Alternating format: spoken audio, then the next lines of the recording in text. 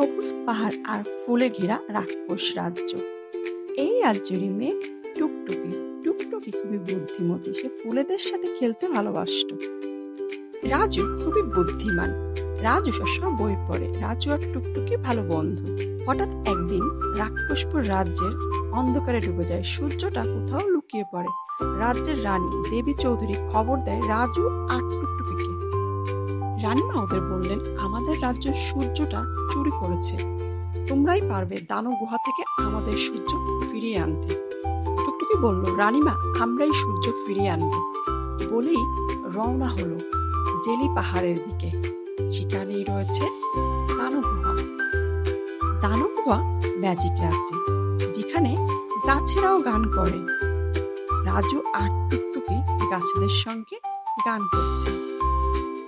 রাজু আর টুকটুকি নদীর কাছে যে পৌঁছায়, সমস্যা হলো সেতুটা ভেঙে গেছে। টুকটুকি বলল, এখন কি হবে? রাজু বলল, আমার জাদুর লাঠি দিয়ে সেতু ঠিক করব। তারপরে ওরা পার হয়ে গেল। ওরা পৌঁছে গেল অন্ধকার জঙ্গলে। এখানেই থাকে ছোট ছোট দানব, যারা ভয় দেখিয়ে হাসে। টুকটুকি ভয় পেয়ে বলল, রাজু এরা ভয় দেখাচ্ছে।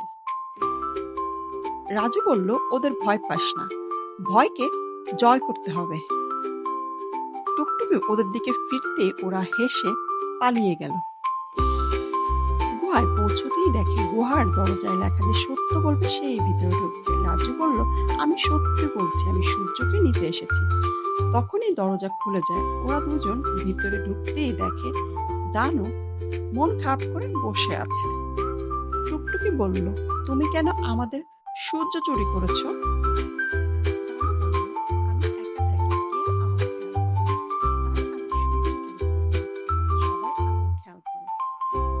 রাজু বলে, আজ থেকে তুমি আমাদের বন্ধু।